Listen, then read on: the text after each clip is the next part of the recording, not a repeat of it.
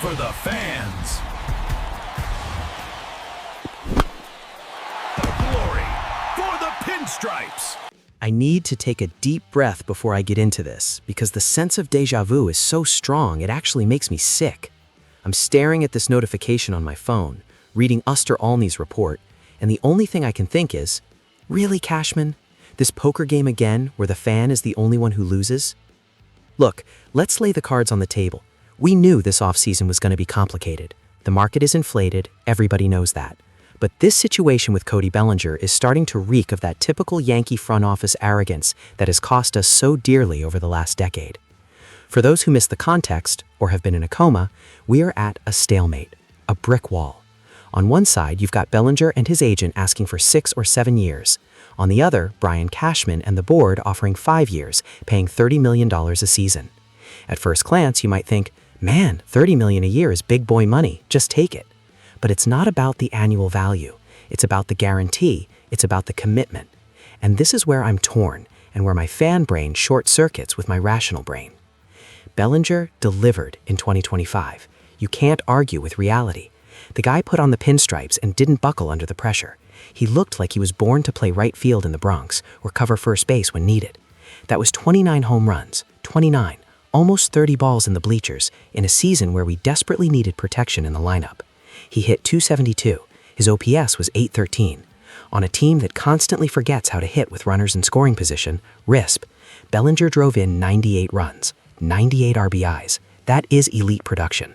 That is the guy who wins you a game on a Tuesday night against Kansas City when the rest of the team is sleepwalking. And more importantly, he stayed healthy. 4 straight years playing over 130 games. That narrative that he was made of glass, that he was washed up after the bad stretch with the Dodgers, he buried that. He proved his worth.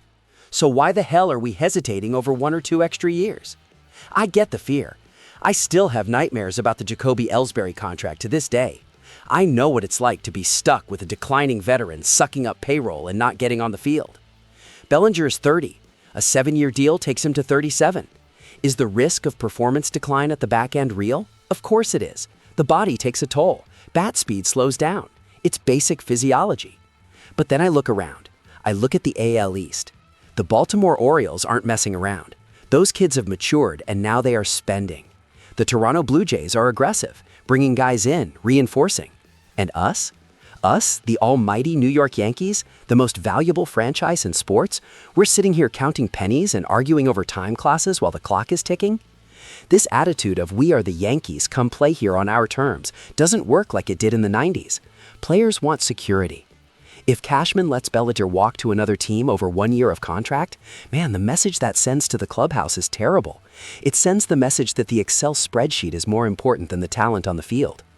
If you're also tired of seeing the team prioritize profit over rings, hit that subscribe button right now, because we're going to have a lot to discuss this season, and I'm not going to sugarcoat anything for anyone. Now, let's assume the worst-case scenario. Let's assume ego wins out and Bellinger walks. Olney's report mentions Kyle Tucker. Kyle Tucker. Okay, I'm not gonna lie. Tucker's swing is poetry. Lefty, absurd power, plays defense. Would he be a perfect fit at Yankee Stadium with that short porch and right? Without a doubt. Maybe even better than Bellinger in terms of pure offensive ceiling. But what is Tucker going to cost? Is it going to cost prospects? Is it going to cost an even bigger fortune in free agency? And then there's Bo Bichette's name floating around, an all-star infielder. Seeing a guy with the last name Bichette in our jersey would be ironic, considering his dad's history, but the guy can play. But again, does that fix the hole Bellinger leaves? Bellinger brought a balance, a veteran presence who's won an MVP, who's won a World Series. You can't buy that at the corner store. What bothers me, what keeps me up at night, is the pressure. We are talking about a drought that goes back to 2009. 2009.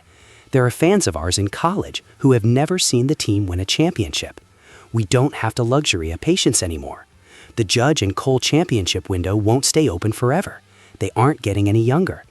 Every year we go into the season with a hole in the roster because the price wasn't right is a wasted year in the careers of generational talents.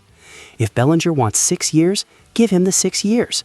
Structure the contract intelligently, put in incentives, do the deferral thing if you have to, but keep the guy who already worked out. Why risk bringing in a new piece who might not adapt to the pressure of New York when you already have the guy who proved he can handle the heat? It's this logic that kills me.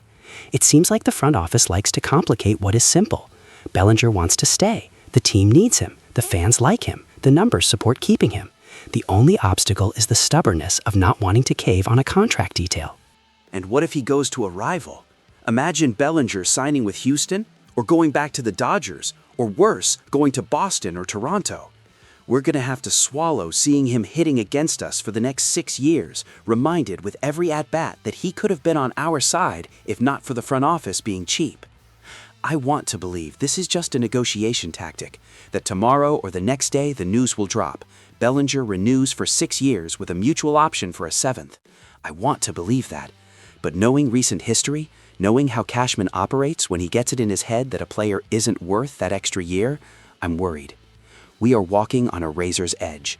The difference between a championship team and a team that crashes out in the ALDS is often exactly this type of decision. It's having the right guy at the right time.